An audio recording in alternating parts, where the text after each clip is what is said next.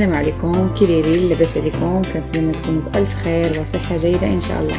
رجعت معكم إن شاء الله في فيديو جديد أو ديكور جديد، وهو عبارة عن آية قرآنية اللي غادي إن شاء الله نصايبوها بوسائل بسيطة وحتى بطريقة بسيطة. كنتمنى تشاهدوا الفيديو حتى الأخير باش تعرفوا على الطريقة ديال صنع هاد الديكور. قبل ما نتعرفوا على طريقة صنع هاد الديكور كنتمنى تدعموني بالاشتراك واللايك وتخلوا لي شي تعليق لتحت زوين اللي يشجعني باش نزيد نحط لكم فيديوهات من هذا الشكل او اي شيء انا كنعرفه ان شاء الله نشاركه معكم. يلا ندوزو طريقه صنع هذا الديكور. كنحتاجوا لهذا العمل اليدوي اطار زجاجي اللي نظفناه من قبل، نحتاجوا الفرشات، نحتاجوا الورق الناسخه، غنحتاجوا الآية القرآنية. ماشي بالضرورة هاد الآية القرآنية وهاد الصورة اللي دايرة أنا، ممكن تختاري أي آية قرآنية، تدخلي غير لجوجل ديري ريشيرش عليها وتامبريميها. نحتاجو الغراء خشبي داير غير 10 دراهم، نحتاجو السقلي الرقيق أو الغليظ. أنا غادي نخدم بالرقيق اليوم إن شاء الله.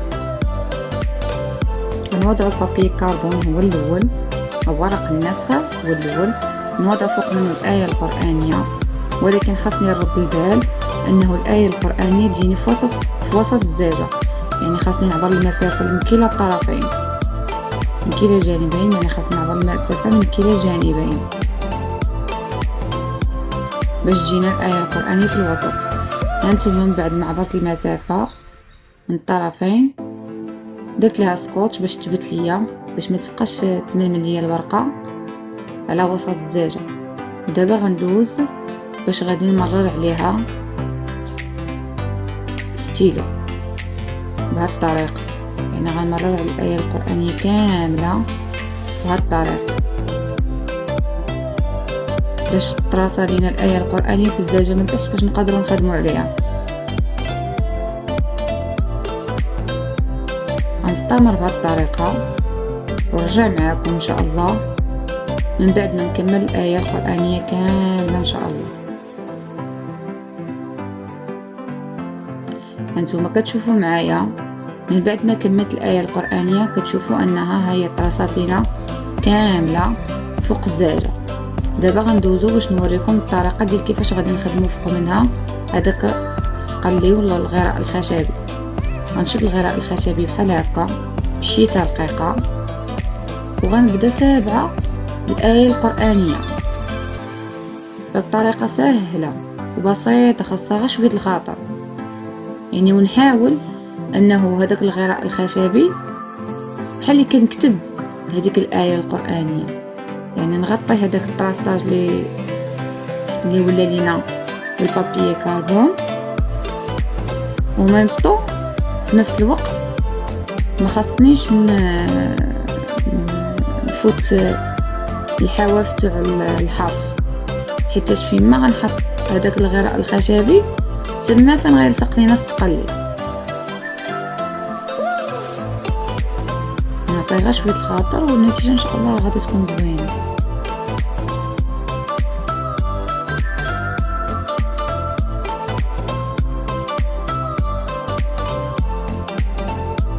كيف ما كتشوفوا معايا الا خرج لينا شويه على الحرف كنضفوه عادي بالكوطونتيج، نعطيه غير الخاطر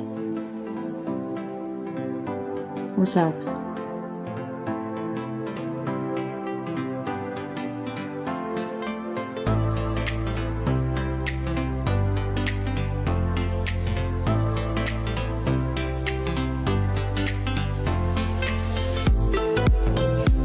من بعد ما درت الغراء الخشبي دابا غادي نخوي عليه السقلي بهاد الطريقه بحال هكا، نضغط عليه بيدي واحد شويه صافي وغادي نسوسو، يعني غيشد لينا داك الفائض كامل غادي نحيدو فاش غنسوسو بحال هكا.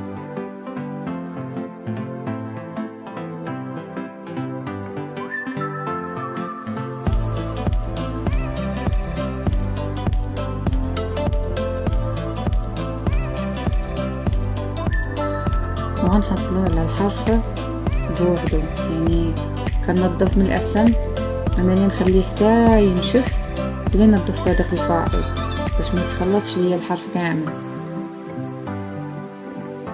كيف ما كتلاحظوا معايا، ها هو عطانا فقط الحرف اللي درنا عليه اللصاق هو اللي يشد لينا فيه السقلي. غنستمر بنفس الطريقة على الآية القرآنية كاملة. كنديرو الغراء الخشبي، كنرشو بالسقلي، كنضغطو عليه شوية صافي وكنخويو الفائض. نستمر بنفس الطريقة على الآية القرآنية كاملة ونرجع معاكم بعد ما نكمل الآية القرآنية كاملة. من بعد ما كملت الآية القرآنية كاملة كيف ما كتشوفوا معايا، خليتها حتى كرمات مزيان، يعني مبقاش الغراء الخشبي، شد لينا مزيان. وكننظف الفائض بالفرشاة بحال هكا، راه كتزول لينا دغيا، كتزول لينا كامل بسهولة. ولكن ضروري انكم تخلوه حتى ينشف، حيت الا ما نشفش راه غادي يتخلط ليكم. هانتوما كتشوفوا الآية القرآنية ولات مكتوبة لينا بالسقلي، والغراء الخشبي راه بيان سور ما كيبقاش كيمشي، فاش كينشف ما كيبقاش يبان. كنظف بعود الاسنان بهذه الطريقه. الآية القرآنية كامله وبخصوص الحروف الصغيره هي اللي كيكون فيها المشكل، غير الجوانب تاع الحرف هي اللي كنظفها بهذه الطريقه، كنظفها كامله بهذه الطريقه. وراه كتزول لنا داكشي الفائض اللي كيكون في الجناب، راه كتزول لنا كامل.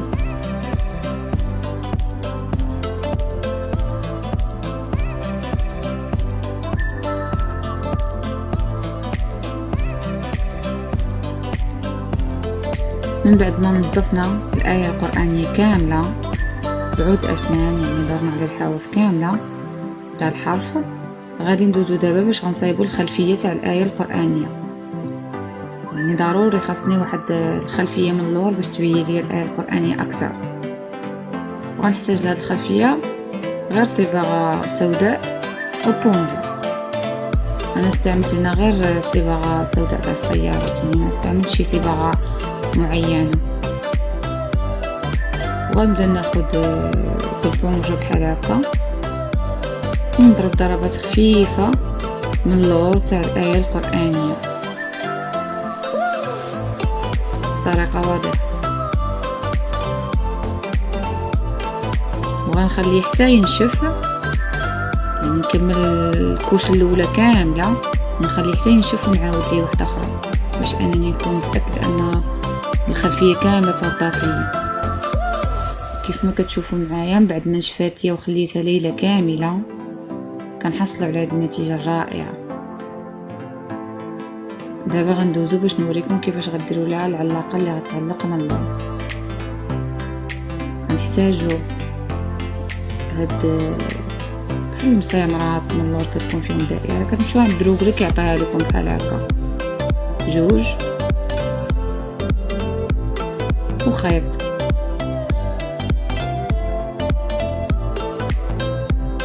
نشد هادو غنحاول ندخلهم بالجناب هكا، راه كيدخلوا بسهوله، يعني ماشي كيعذبونا ولا شي حاجه. ندخل الثانيه بنفس الطريقه.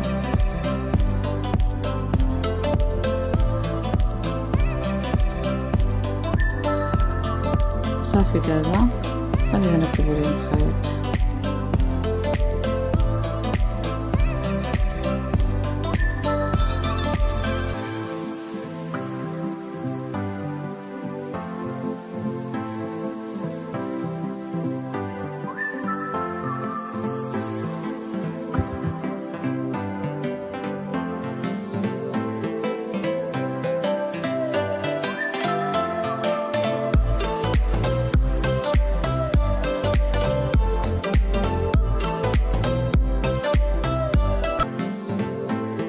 وفي الاخير غادي نحصلوا على هذه النتيجه رائعة. كنتمنى نال الاعجاب ديالكم، وما تنسونيش من الاشتراك واللايك، وتخلوا لي كيف ما قلت لكم في بداية الفيديو شي تعليق زوين اللي يحفزني ان شاء الله ويخليني نزيد ان شاء الله نصايب هذا الفيديو. والى اللقاء في فيديو مقبل ان شاء الله.